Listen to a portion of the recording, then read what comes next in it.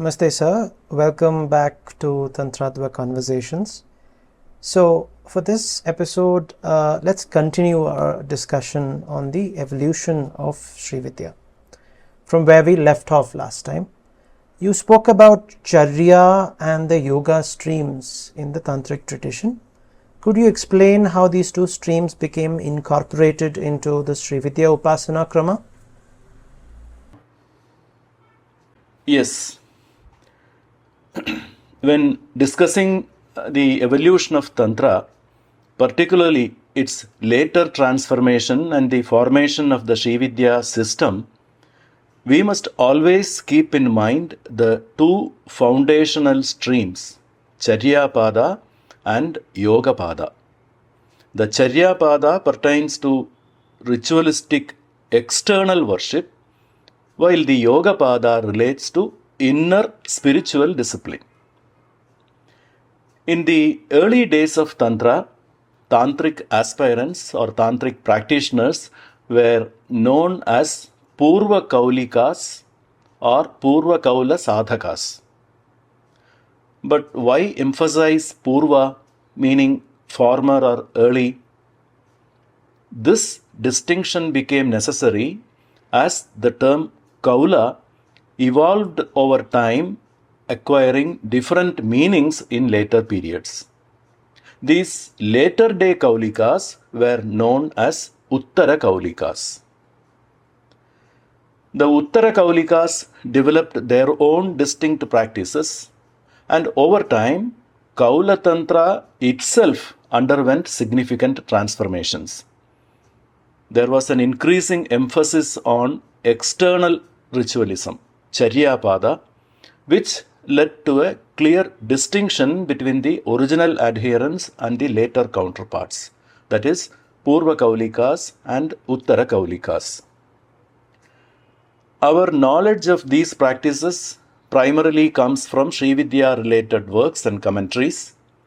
One important source is Sri Lakshmidharacharya, who is believed to have lived in the late 15th century AD in the northern regions of Andhra Pradesh.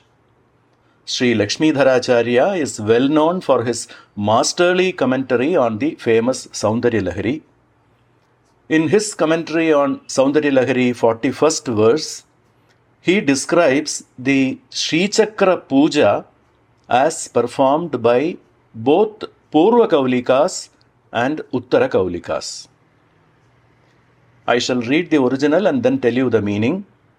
Sri Chakra Sthita Navayoni Madhyakata Yonim Bhurja Hema Patta Vastra Peethadau Likhidam Purva Kaulaha Pujayati Tarunyaha Pratyaksha Yonim Uttara Kaulaha Pujayati Ubhayam Yonidvayam Bhahyameva Na Antaram.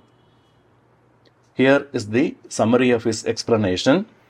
The Purva Kaulas worshipped Sri Chakra by drawing it on materials such as Bhurja Patra, that is birch bark, gold plates, cloth, or a pedestal.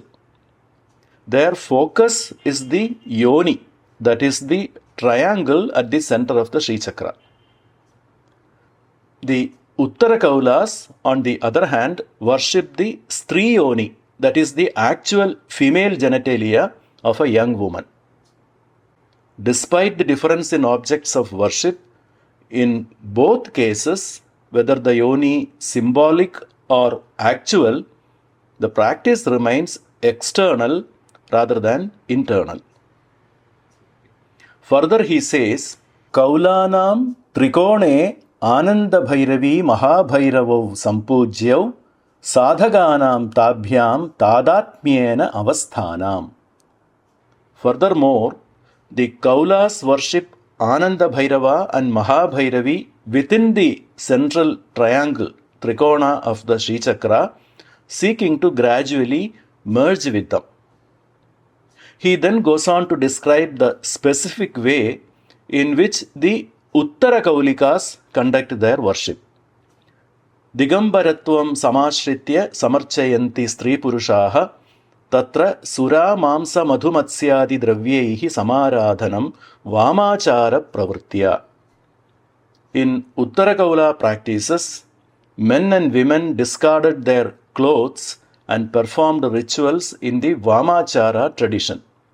These rites included the offering of liquor, meat, honey, and fish, reflecting the Panchamakara system of ritual substances, though perhaps not fully in the spirit of Veera Sadhana.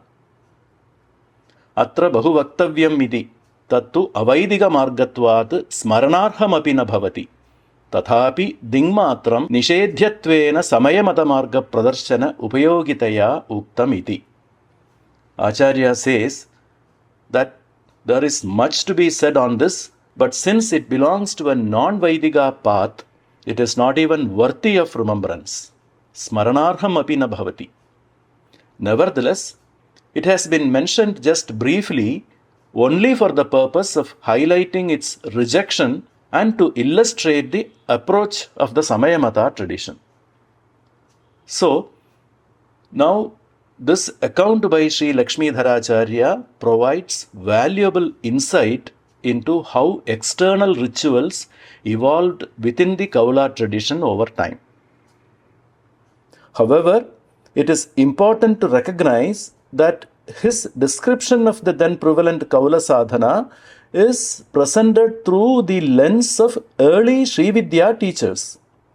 His portrayal is not a neutral historical record, but is shaped by the doctrinal stance of Srividya adherents who sought to distance their tradition from what they perceived as excessive ritualism and non-Vaidiga elements in later Kaula practices. His references to the rituals serve in part to highlight the contrast between the evolving Kaula path and the more refined esoteric approach of Samaya Marga within Srividya. As for Yogapada, it is uncertain whether the inner meditative practices of the Purva Kaulas underwent drastic changes over time. What kind of Yogapada meditative practices the Uttara Kaulas followed is not clear. However, it is reasonable to infer that the radical shift in the external rituals, especially the adoption of Panchamakara-based worship, was a key factor in the emergence of Uttara Kaula sadhana as a distinct classification. Thus, it is reasonable to infer that the Purva Kaula Yogapada stream of the Tantric tradition played a significant role in shaping the early phase of Srividya. And the Charyapada, which was originally marked as a tough Veera sadhana and which deteriorated later into Vamachara, was completely rejected.